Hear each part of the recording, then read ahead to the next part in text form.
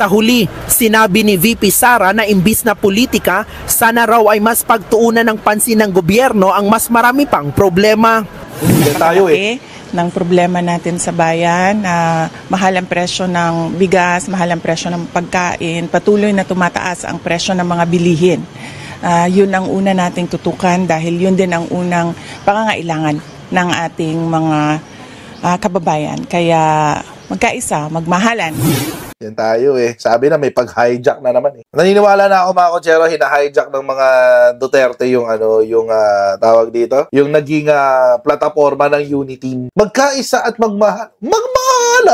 Hala ko ba ayaw mo nang maipagbati?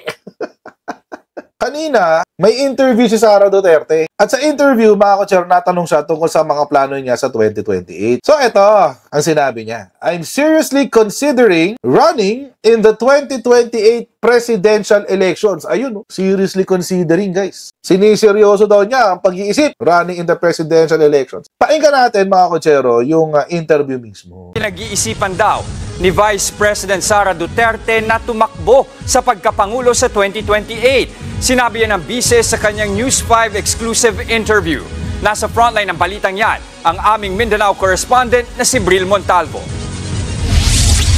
Sa unang pagkakataon ngayong taon, eksklusibong humarap sa News 5 si Vice President Sara Duterte matapos ang kanyang dinaluhang private event sa Panabo City, Davao del Norte kaninang umaga. Pero si VP Sara, tila ilag sa isyu ng isinusulong na impeachment laban sa kanya. Tulong mo na sa bayan yan. Pag nagsalita ako, magkakagulo ang bayan. Pero sa tanong kung tatakbo ba siya sa pagkapangulo sa 2020. Ano daw? Tinanong siya tungkol sa impeachment. Anong sagot niya? Tulong ko na sa bayan yan. Kapag nagkomento pa raw siya, magkakagulo daw ang bayan. Ano? Ayaw mo lang sagutin kasi wala kang isasagot. Yun ang katotohanan doon, mga kotsero. Ano isasagot niya doon? Nag-guilty siya? Wala siya isasagot doon. Nakakatulong ka sa bayan sa hindi pagko-comment? Hindi. Wala ka na itulong sa bayan. Mas mula nung nahalal ka Wala na nga siya na itutulong nung nahalal siya. Wala pa siyang ginawa kundi bumatikos ngayon. Hindi lalo ka na walang kwenta niyan. I'm seriously considering running in the 2028 presidential elections dahil sa mga nakikita natin sa bayan natin na dapat ayusin, dapat baguhin, kailangan maging competitive tayo sa mga kapitbahay natin dito sa ating region at hindi lang sa region kundi sa buong mundo. Bagamat hindi makapagbibigay ng medical at burial assistance ang OVP dahil sa budget cut, tuloy naman daw ang iba pa nilang proyekto kahit pa may ilang OVP satellite offices ang nagsara. Meron sa kanila ang mga lumipat ng opisina dahil meron kaming budget cut sa lease allowed para sa isang lugar. Yung mga iba na hindi pasok sa limit namin sa pagbayad ng upa ay lumipat ng mga offices. Sa kabila ng budget cuts, patuloy pa rin daw ang Office of the Vice President sa kanilang trabaho. Nagpaabot na rin daw si VP Sara ng mensahe sa mga bagong leader ng Amerika, particular sa kanyang counterpart na si US Vice President J.D. Vance bilang bahagi ng pagpapalakas ng diplomatic ties ng dalawang bansa. Uy, wow! Naipag-coordinate siya kay J.D. Vance? Kala ko ba China forever? Xi Jinping! I love Xi Jinping. Well, baka umaasa lang sila ng alam nyo na, Manchurian candidate kailangan nyo may pag-friendships kunyari. Huli natin. Sa huli, sinabi ni VP Sara na imbis na politika, sana raw ay mas pagtuunan ng pansin ng gobyerno ang mas marami pang problema. Yan tayo ng problema natin sa bayan, mahal ang presyo ng bigas, mahal ang presyo ng pagkain, patuloy na tumataas ang presyo ng mga bilihin. Yun ang una nating tutukan dahil yun din ang unang pangangailangan ng ating mga kababayan. Kaya magkaisa, magmahalan. Ano daw? Magkaisa, magmahalan? Yan tayo Sabi na may pag-hijack na naman Naniniwala na ako mga kotsero, hina-hijack ng mga Duterte yung tawag dito, yung naging plataforma ng Unity. Magkaisa at magmahalan? Hala ko ba ayaw mo nang maipagbati? Magmahalan ka dyan, plastic!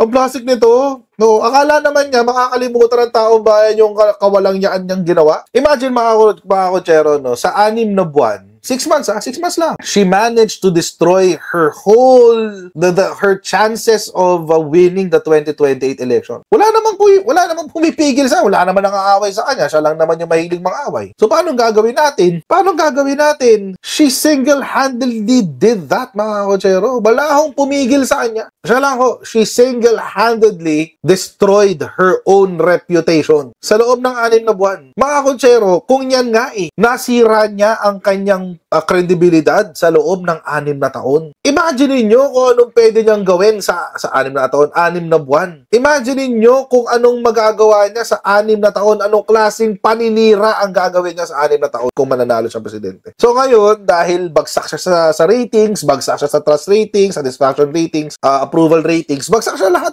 Ano ngayon ang kanyang fallback? Ay, lovely photo of Sara Duterte. Ay, lovely photo. Doon ngayon siya babagsak sa charm offensive. Magpapakute, kunyaring masipag. Doon ngayon siya babagsak. Crutch na yun Yun lagi ang fallback niya Ang problema kay Sara kasi, lumalabas kasi natural niya Hindi talaga siya ganun. She's not charming at all. Charming lang siya sa una. Pag nakilala mo siya sa umpisa, cute-cute siya, pakit-pakute, pabebe, etc.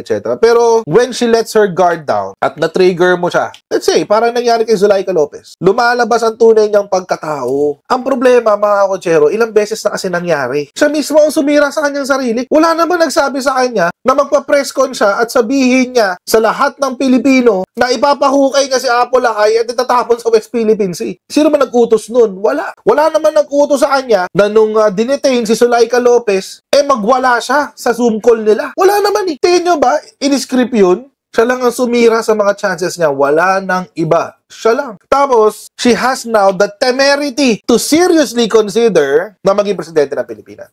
Alam mo, VP Sara, you had your chance. Binigyan ka ng pagkakataon ng 32 million Filipinos na bumoto sa'yo, majority of which are Marcos supporters. Binigyan ka ng pagkakataon, 32 million people na bumoto sa'yo. Binigyan ka ng pagkakataon ni Presidente Bongbong Marcos na magpasikat. Hinawakan mo ang isa sa pinakamalaking mga ahensya ng Pilipinas. Isa sa mga ahensya na may national scope. Ano yun? DepEd. Lahat ng rehiyon ng Pilipinas, lahat ng distrito ng Pilipinas, merong isang paaralan ng DepEd. Binigyan ka ng pagkakataon ng Presidente para patunayan sa lahat ng Pilipino na kaya mong mag-manage ng isang national program, even a national agency. Kasi puro ka lang mayor-mayor Binigyan ka ng ganung pagkakataon, VP.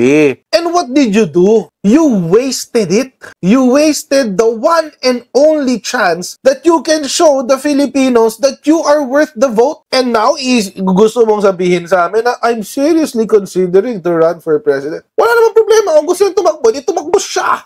Gusto niya. Tumakbo siyang presidente. But, mahihirapan ka mangumbinsin ng taong bayan. Kung nung una, umubra yung budol nyo na unity team, hindi nakakagat ngayon yun. Kasi mga kotsero, January 28, 2025, sabi po ng EDCOM, 25,000 public schools ay walang principal. Kailan pa? Nakadalawang taon ka, nakadalawat kalahating taon ka sa DepEd, hindi mo na-address to? According to EDCOM, a total of 24,916 schools are without principals, of which 13,332 are headed only by the head teacher, 8,916 schools by teacher in charge, and 2,337 by officer in charge, OIC, and 193 are undefined. What the hell? Kung hinawakan mo, VP Sara, binigyan ka ng pagkakataon na mahawakan ang isa sa pinakamalaking ahensya ng Pilipinas. Hindi mo na-address to? 25,000. Ibig sabihin, sa dinami-dami ng empleyado ng DepEd sa buong Pilipinas, wala kayong nakita na kahit isa na pwedeng maging principal? And then you expect us to vote for you. Kung sa ganitong kasimpleng problema, hindi mo nabigyan ng solusyon, paano pa yung mga malalaki? Totoo yung totoo yung prinsipyo sa Biblia, mga kotsero Kung hindi mo kayang i-manage yung maliliit na bagay, paano yung pagkakatiwala sa yung malalaki? Yung maliit na bagay nga, hindi mo kaya So, let's say, ako lang, mga kotsero, from a project management perspective, kasi nandun po kasi yung majority ng experience ko sa HR, sa project management saka organizational development. From that perspective, kung alam ko na ang aking mga principal, ang aking mga guro ay hindi qualified to become a principal, anong gagawin ko? Bilang leader, bilang secretary of education, anong gagawin ko? tutulungan ko sila. Kailangan ko silang tulungan. Kung hindi, eto mangyayari. 25,000, walang public school principal. Diba? Ipa-training ko sila, pa-attending ko ng workshop, etc. etc. Para ma-achieve nila yan, pagiging principal. Responsibilidad ko yun eh. Kasi ako yung DepEd Secretary. Anong ginawa niya? Tree planting, pagbabago. Yung bag, na pinapamigay na bag. Ang dami niya na, 25,000 public schools. So anong klaseng pagtuturo ang nangyayari dyan sa mga 25,000 na yan? That's unheard of. Alam niyo, nung bata ako, mga kotsero, pag ang school walang principal, hindi magandang school yun. Hindi magandang patakbo yun, walang principal eh. Ay yung principal lang nag-aayos ng lahat.